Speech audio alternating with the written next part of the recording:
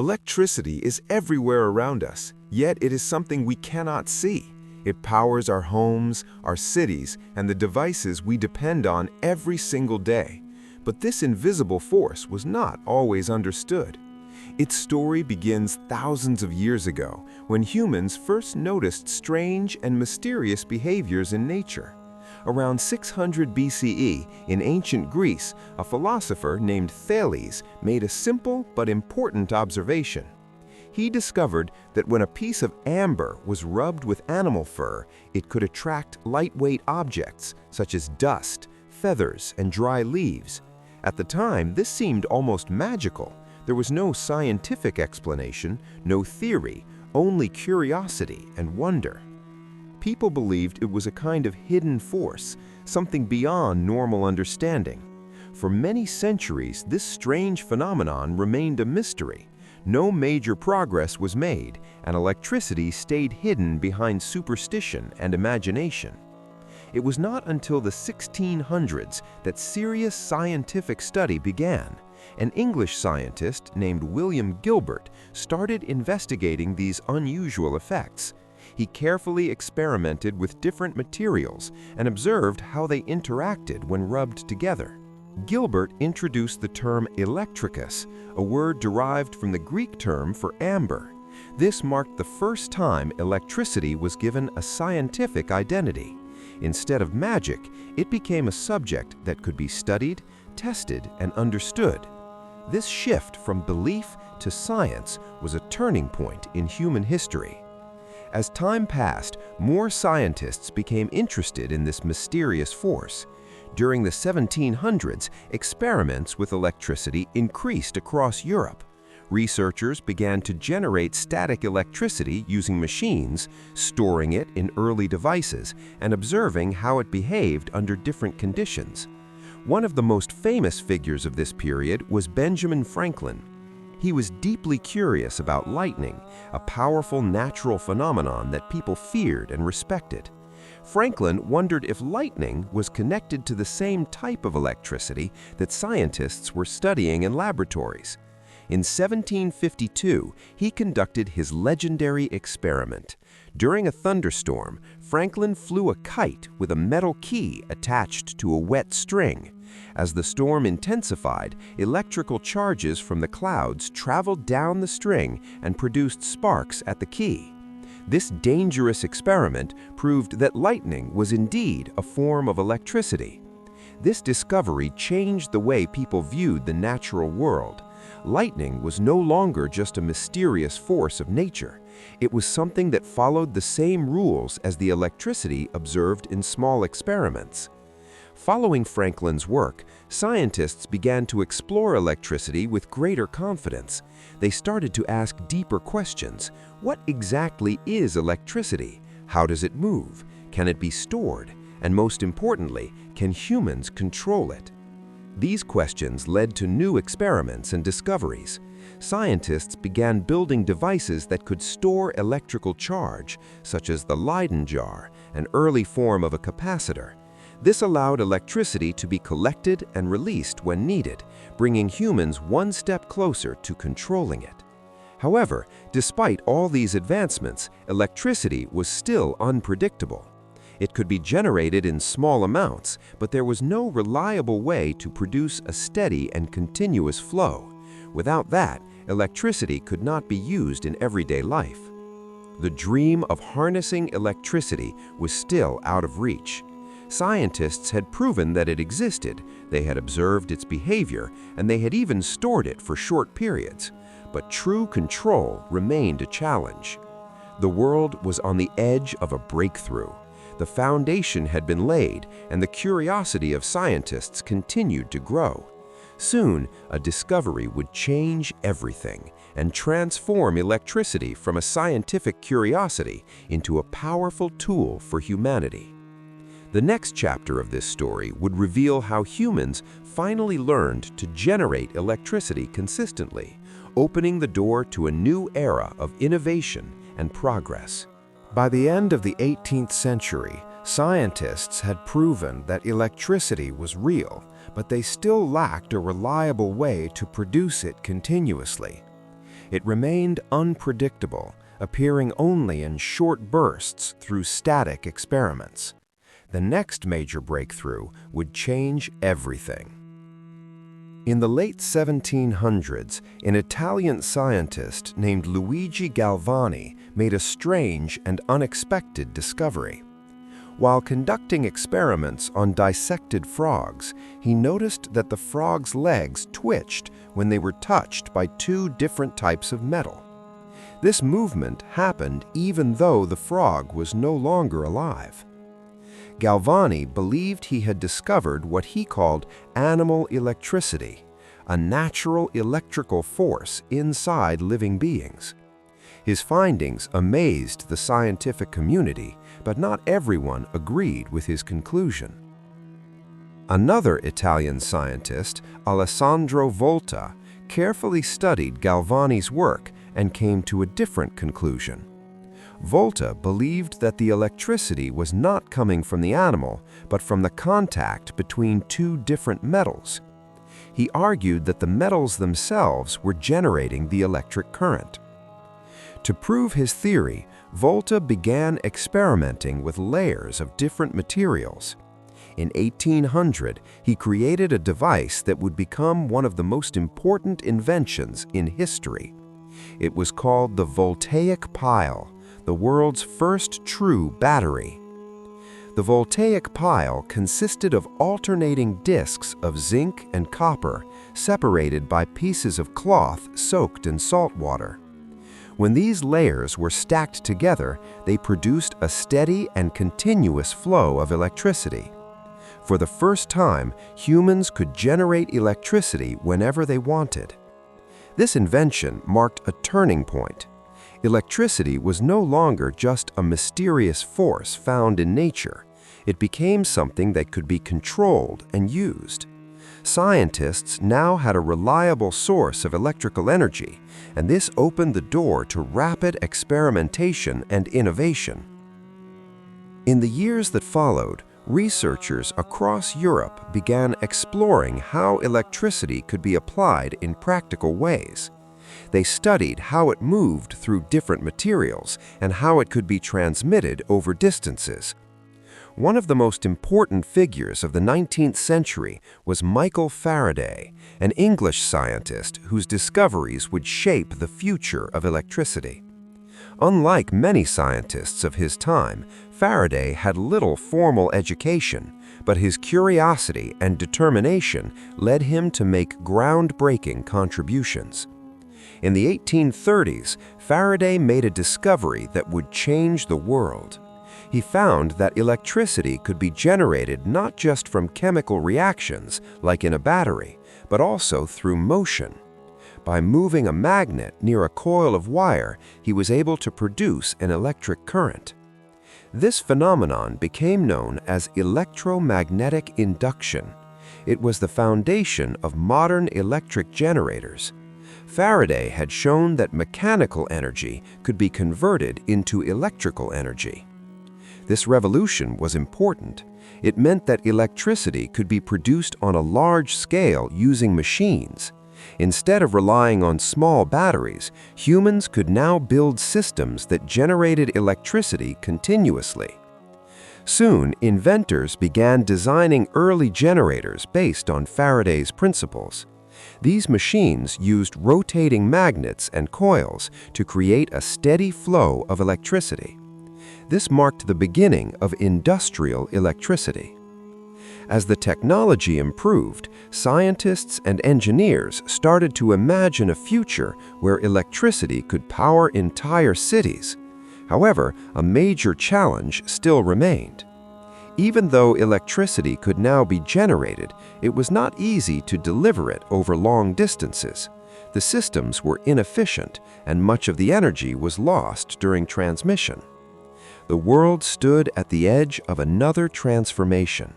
The ability to generate electricity had been achieved, but the question of how to distribute it safely and efficiently was still unanswered.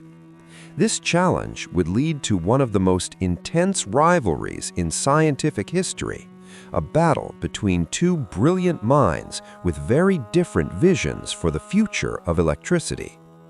The outcome of that conflict would determine how electricity reached homes, industries, and cities across the world. By the late 19th century, electricity could be generated, but delivering it efficiently remained a major challenge. Cities were growing, industries were expanding, and the demand for power was increasing rapidly. The world needed a reliable system to distribute electricity over long distances. At the center of this challenge were two brilliant inventors with very different ideas. Thomas Edison, an American inventor, supported a system known as direct current, or DC. Nikola Tesla, a Serbian-American inventor, believed in a different approach called alternating current, or AC. Direct current flows in a single constant direction. Edison had already built systems using DC and had begun supplying electricity to parts of cities. However, there was a serious limitation. DC could only travel short distances before losing power. This meant that power stations had to be built very close to the places where electricity was used. Alternating current, on the other hand, worked differently. Instead of flowing in one direction, it rapidly changed direction back and forth. This allowed it to travel much greater distances with far less energy loss. It also made it easier to increase or decrease voltage using transformers, which was essential for efficient power distribution. Despite its advantages, AC faced strong opposition. Edison believed that AC was dangerous and unreliable. He launched a campaign to convince the public that his DC system was safer. Demonstrations were conducted to show the risks of high-voltage AC, creating fear and confusion among people. Meanwhile, Nikola Tesla continued to develop and promote his AC system. His ideas were supported by George Westinghouse, an entrepreneur who recognized the potential of alternating current. Together, they worked to build practical systems that could deliver electricity over long distances. This conflict became known as the War of Currents. It was not just a scientific debate, but also a battle of business, influence, and public perception. Both sides were determined to prove that their system was the future of electricity. The turning point came in 1893 during the Chicago World's Fair. This massive event required a large and reliable source of electricity to power lights, exhibits, and machinery. After careful consideration, the organizers chose Tesla and Westinghouse's AC system.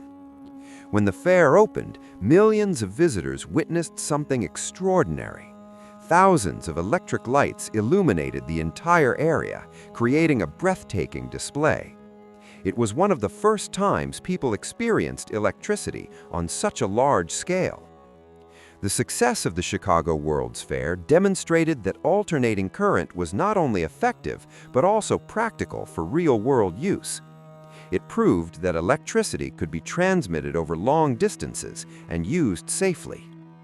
Following this victory, AC quickly became the standard system for electricity distribution.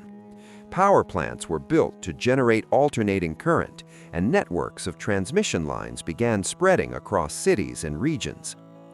Edison's direct current system gradually lost importance, although it continued to be used in specific applications. Tesla's vision of a connected electrical world was becoming a reality. As electricity networks expanded, the impact on society was immediate and profound. Streets were lit at night, factories operated more efficiently, and new technologies began to emerge. The war of currents had ended, but it had shaped the future of electricity forever. The system that won would go on to power homes, industries, and entire nations. With the problem of generation and distribution solved, electricity was now ready to transform human life in ways no one had ever imagined. The next chapter would reveal how this powerful force spread across the world and became an essential part of everyday life. By the late 19th century, electricity could be generated, but delivering it efficiently remained a major challenge. Cities were growing, industries were expanding, and the demand for power was increasing rapidly. The world needed a reliable system to distribute electricity over long distances. At the center of this challenge were two brilliant inventors with very different ideas. Thomas Edison, an American inventor, supported a system known as direct current, or DC. Nikola Tesla, a Serbian-American inventor, believed in a different approach called alternating current, or AC. Direct current flows in a single, constant direction. Edison had already built systems using DC and had begun supplying electricity to parts of cities. However, there was a serious limitation. DC could only travel short distances before losing power. This meant that power stations had to be built very close to the places where electricity was used. Alternating current, on the other hand, worked differently. Instead of flowing in one direction, it rapidly changed direction back and forth. This allowed it to travel much greater distances with far less energy loss. It also made it easier to increase or decrease voltage using transformers, which was essential for efficient power distribution. Despite its advantages, AC faced strong opposition. Edison believed that AC was dangerous and unreliable. He launched a campaign to convince the public that his DC system was safer. Demonstrations were conducted to show the risks of high-voltage AC, creating fear and confusion among people.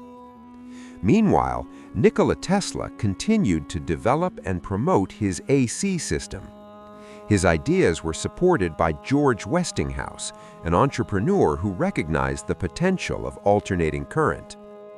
Together, they worked to build practical systems that could deliver electricity over long distances. This conflict became known as the War of Currents. It was not just a scientific debate, but also a battle of business, influence, and public perception. Both sides were determined to prove that their system was the future of electricity. The turning point came in 1893 during the Chicago World's Fair. This massive event required a large and reliable source of electricity to power lights, exhibits, and machinery. After careful consideration, the organizers chose Tesla and Westinghouse's AC system. When the fair opened, millions of visitors witnessed something extraordinary. Thousands of electric lights illuminated the entire area, creating a breathtaking display. It was one of the first times people experienced electricity on such a large scale. The success of the Chicago World's Fair demonstrated that alternating current was not only effective, but also practical for real-world use. It proved that electricity could be transmitted over long distances and used safely. Following this victory, AC quickly became the standard system for electricity distribution. Power plants were built to generate alternating current, and networks of transmission lines began spreading across cities and regions. Edison's direct current system gradually lost importance, although it continued to be used in specific applications. Tesla's vision of a connected electrical world was becoming a reality. As electric networks expanded, the impact on society was immediate and profound. Streets were lit at night, factories operated more efficiently, and new technologies began to emerge. The war of currents had ended, but it had shaped the future of electricity forever. The system that won would go on to power homes, industries, and entire nations. With the problem of generation and distribution solved, electricity was now ready to transform human life in ways no one had ever imagined. The next chapter would reveal how this powerful force spread across the world and became an essential part of everyday life.